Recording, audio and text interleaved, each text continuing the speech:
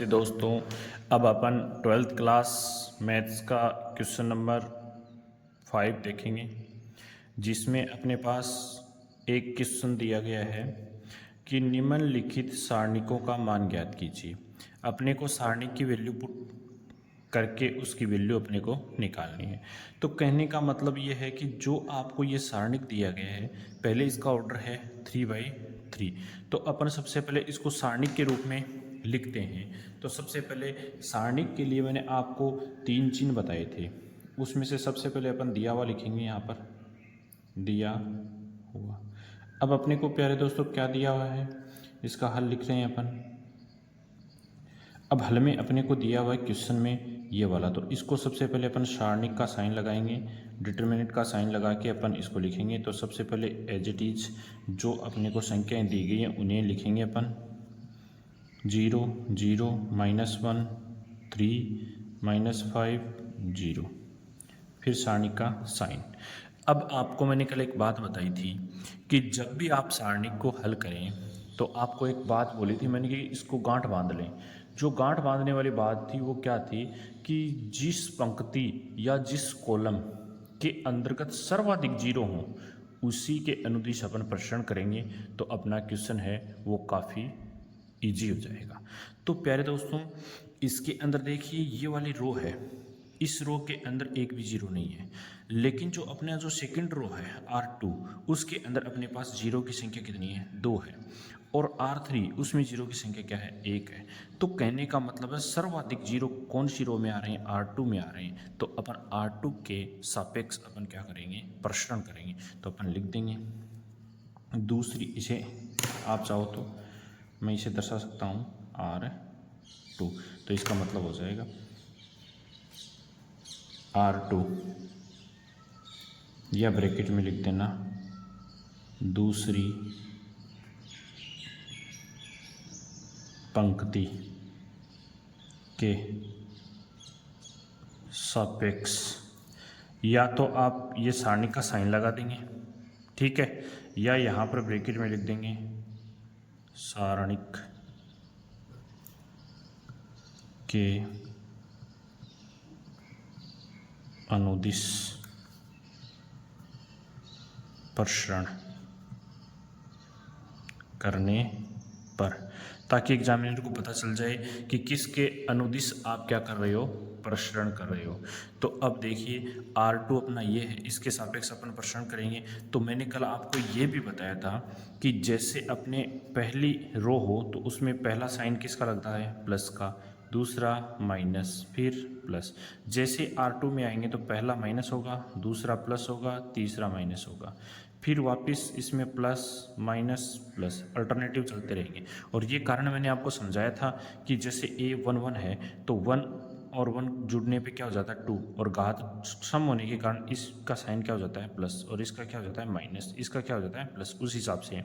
तो अपन R2 के सापेक्ष ये वाला R2 नहीं है क्या अपना, तो R2 के ये साइन अपने को साथ में लेके चलने हैं। तो पहला जीरो है तो अपन इसको सबसे पहले क्या लिख देंगे, माइनस का जीरो, क्या लेंगे, माइनस का जीरो, और R2 के सापेक्ष पहला जो एलिमेंट लिया है अपन ने उसमें रो और कॉलम का दमन करेंगे। तो वो किस किस का करेंगे, देखिए सबसे पहले मैं इसे अब R2 के अंदर ये वाला जो कॉलम है उसको दमन करूंगा और R2 वाली पंक्ति का दमन करूंगा। तो अब आपको नज़र आ रहा होगा कि आपके सामने ये वाली वैल्यू -1 और -2 और -5 और 0 दिखाई दे रही है। तो अपन क्या करेंगे, सारणी का साइन लगाएंगे और अपने पास जो दमन करने के अलावा जो वैल्यू एलिमेंट्स की बची थी वो लिख देंगे यहाँ पर, -1 और -2।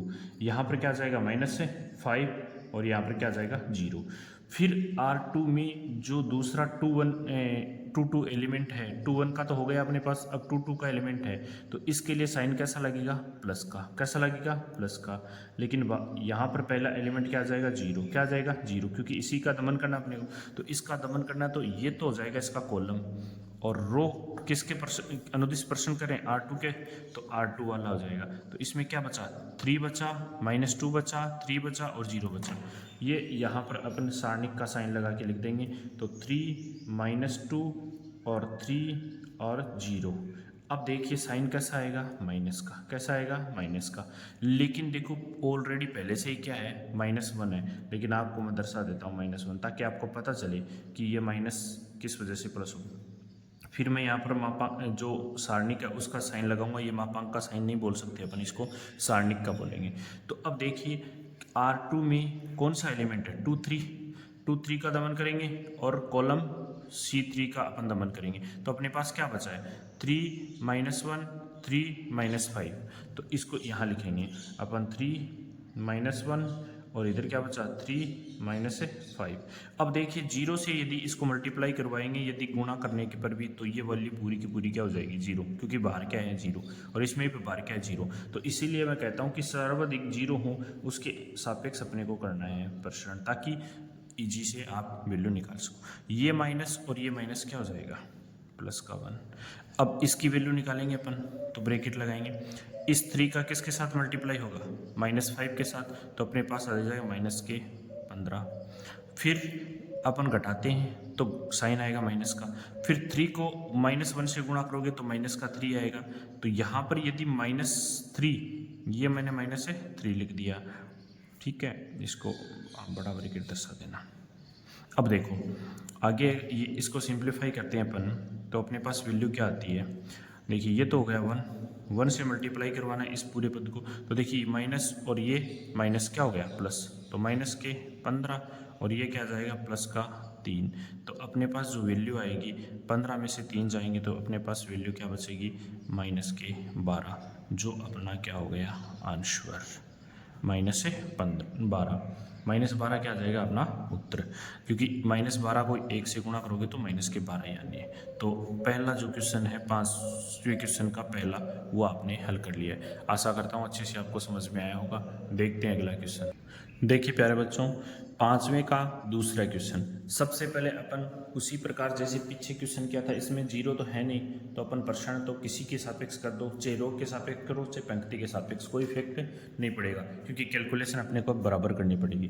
तो सबसे पहले अपन यहाँ लिखेंगे दिया हुआ, हल लिखेंगे, और अच्छे से समझ लोगे तो लगभग आपके सारे क्वेश्चन इजी वे से कंप्लीट हो जाएंगे। दिया हुआ, अब इस दिया हुआ के अंदर आपके पास सबसे पहले सारणी का साइन लगाओगे। मैंने आपको 3 साइन बताए थे, किसी से भी दर्शा सकते हो। 3 -4, ये 5, ये 1, ये 1, ये -2, ये 2 3 1। अब देखो किसी के भी सापेक्ष आप क्या कर सकते हो, प्रश्न कर सकते हो। तो अपन पहली पंक्ति के सापेक्ष से अपन क्या कर देंगे, प्रश्न कर देंगे। तो अपन यहाँ लिख देंगे R1 के सापेक्ष सारणिक का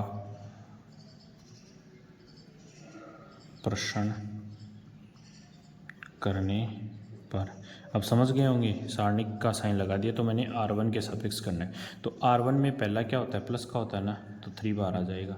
फिर इसका दमन करेंगे और अपन इसका दमन करेंगे। तो देखो R1 के सापेक्ष कर रहे हो तो क्या दिखाई दे रहा है आपको, यहाँ से क्या दिखाई दे रहा है, यहाँ से आपके पास 1 -2 3 और 1 बचा है। तो अपन क्या करेंगे, इनको लिख देंगे। यहाँ पर क्या आएगा, 1 -2 3 और 1। फिर मैंने दूसरे के लिए साइन क्या बताया था, माइनस। क्या बताया था, माइनस, लेकिन पहले से ऑलरेडी माइनस के क्या हैं 4, माइनस के क्या हैं 4। ये माइनस और ये सूत्र के माइनस की वजह से क्या हो गया, प्लस। क्या हो गया, प्लस। तो अपने पास आ गया 4। क्या आ गया, 4।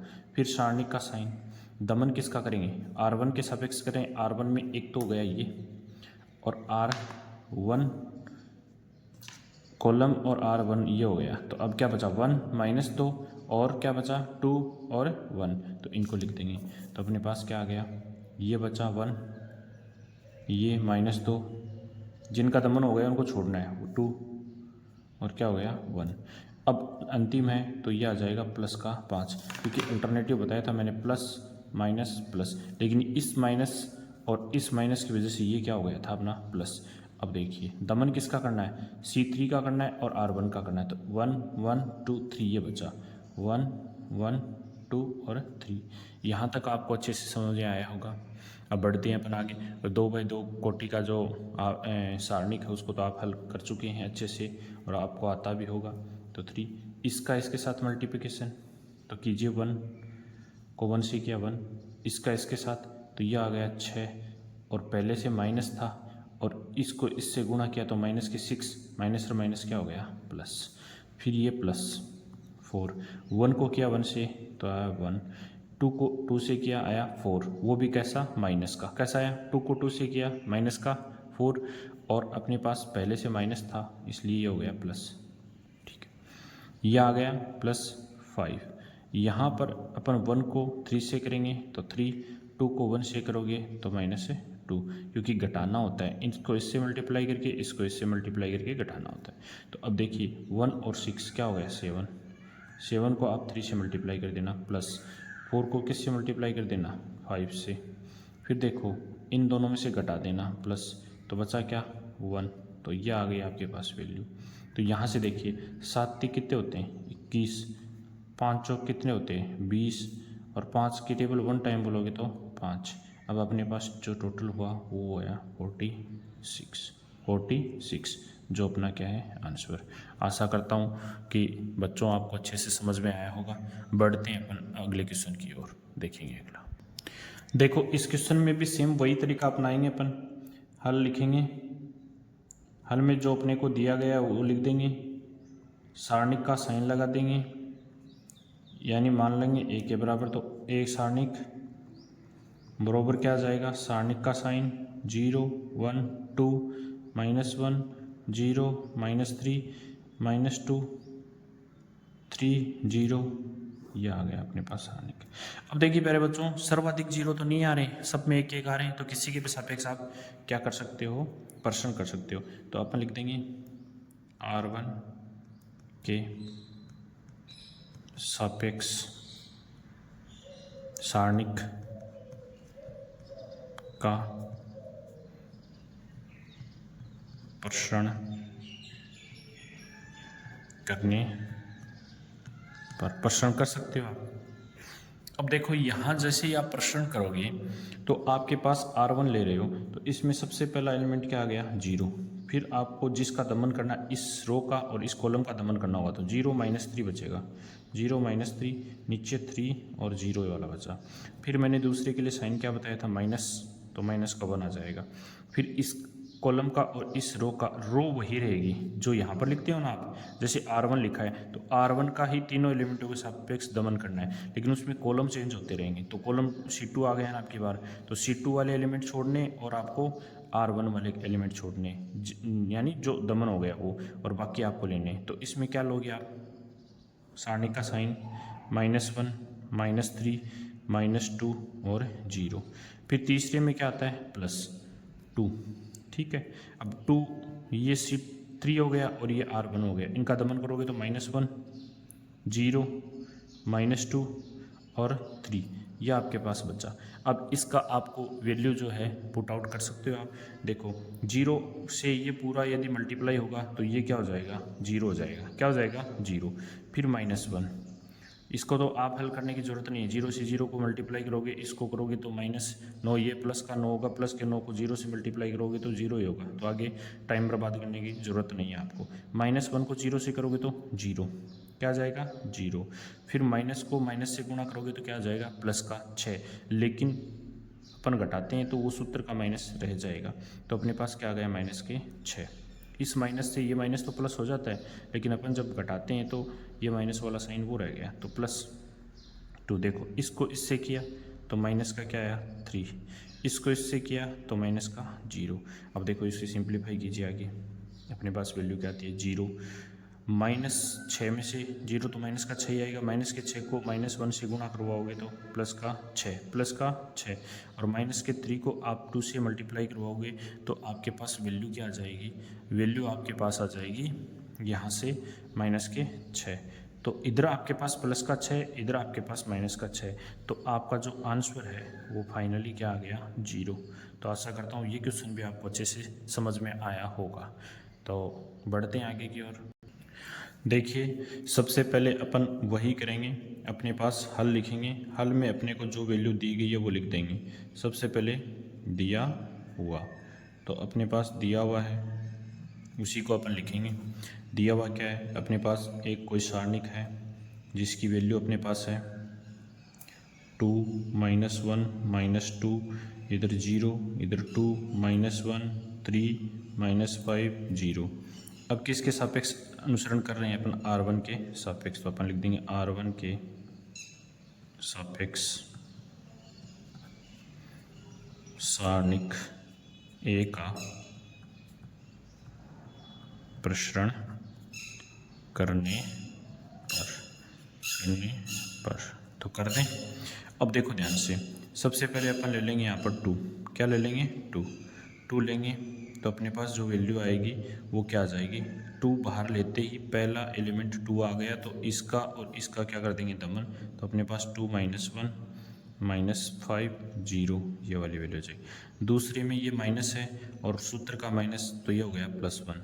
फिर अपन दमन कर रहे हैं किसका, इस R1 का और C2 का, तो अपने पास आ गया 0 -1 और क्या आ गया 3 और 0, 3 और 0, फिर माइनस का 2, क्योंकि होता प्लस है लेकिन प्लस और ये माइनस क्या हो गया माइनस। फिर सारणिक का साइन क्या बचेगा 0 2 3 -5। अब इसको आगे करते हैं अपन हल, तो अपने पास क्या आएगा, देखो ये 2 तो एज इट इज आ जाएगा अपने पास 2, ब्रैकेट में इसको इसके साथ मल्टीप्लाई करवाओगे तो माइनस, इसको इससे करवाओगे तो 0 हो जाएगा, क्या हो जाएगा 0। फिर इसको इससे करवाओगे तो हो जाएगा प्लस का 5, प्लस का 5, तो प्लस के 0 में से ये +5 हो गया, लेकिन सूत्र के माइनस की वजह से ये क्या हो गया कि 0 प्लस है और ये सूत्र का माइनस है और ये प्लस का 5, तो इस प्लस और माइनस की वजह से ये माइनस ही रहना है, लेकिन फिर भी समझा देता हूँ। +1 ये हो जाएगा 0 और ये माइनस का 3, तो 0 माइनस और माइनस है 3। फिर देखो यहाँ पर माइनस है 2, इधर करोगे तो वैल्यू आ जाएगी 0, इधर करोगे तो माइनस का 5। अब यहाँ से जैसे हल करोगे तो ये माइनस और ये प्लस क्या हो जाएगा माइनस का 5, और माइनस के 5 को 2 से गुणा करोगे तो 10, और वो भी कैसा माइनस का। माइनस और माइनस क्या हो जाता है प्लस, प्लस के 3 को अपन इससे गुणा करवाएंगे तो प्लस का 3 आ जाएगा अपने पास। फिर देखो ये माइनस के 5, क्योंकि घटाओगे तो -5 ही रहना है, माइनस के 5 और बाहर क्या है प्लस के माइनस के 2, माइनस और माइनस क्या हो जाएगा प्लस, ये हो गया 10, इससे ये कट गया और अपना उत्तर क्या आ गया 3, ये अपना आंसर है। तो आशा करता हूँ कि सारे क्वेश्चन आपको अच्छे से समझ में आए होंगे, तो वीडियो को ज़्यादा से ज़्यादा शेयर कीजिए, ताकि देखो यहाँ पर ये क्या है, सॉरी यहाँ पर थोड़ा सा मिस्टेक हो गया, इस 3 को इस 2 से मल्टीप्लाई करना है, जोड़ना नहीं है, 3 को 2 से मल्टीप्लाई करना है, तो ये 6 हो जाएगा, क्या हो जाएगा 6, और ये 6 हो गया, तो अपन इस 6 को इससे गुणा करवाते हैं तो ये 12 हो जाएगा, क्या हो जाएगा 12, और प्लस के 12 और माइनस के 10, तो चलो मैं इसको एक लाइन को यहीं लिख देता हूँ इसके आगे, तो इसको इससे मल्टीप्लाई करवाया क्या आया 10, क्या आया 10, इसको इससे मल्टीप्लाई करवाओगे तो प्लस का 3, ये 5 नहीं है, ये कितना है 6, -6 को -2 से गुणा करवाओगे तो प्लस का 12 आ जाएगा, और ये माइनस का 10 था। अब 12 में से 10 घटाओगे तो 2 बचेगा, और इधर अपने पास वैल्यू क्या आएगी 3 पहले से, 3 क्या है पहले से, तो टोटल क्या हो जाएगा 5। अपना आंसर जो आएगा वो 3 नहीं आके क्या आएगा 5। इसमें थोड़ी सी मिस्टेक हो गई थी, यहाँ पर ये मल्टीप्लाई करना था, क्या करना था मल्टीप्लाई, 3 को 2 से मल्टीप्लाई करोगे तो आपके पास वैल्यू क्या आ जाएगी 6, क्या आ जाएगी 6, वो मिस प्रिंट हो गया कि 5 लिख दिया था, यहाँ पर 6 आ जाएगा, 6 को इससे मल्टीप्लाई करवाओगे तो क्या हो जाएगा 12, क्या हो जाएगा 12 प्लस का है और 3 प्लस का, ये टोटल हो जाएंगे 15, और 15 में से 10 घटाओगे तो अपने पास क्या बचेगा प्लस का 5 बचेगा। तो आंसर ये करना है, ये वाला नहीं करना है, ठीक है। तो वीडियो को ज़्यादा से ज़्यादा आप शेयर कीजिए अपने दोस्तों को, और चैनल को सब्सक्राइब कीजिए। जय हिंद।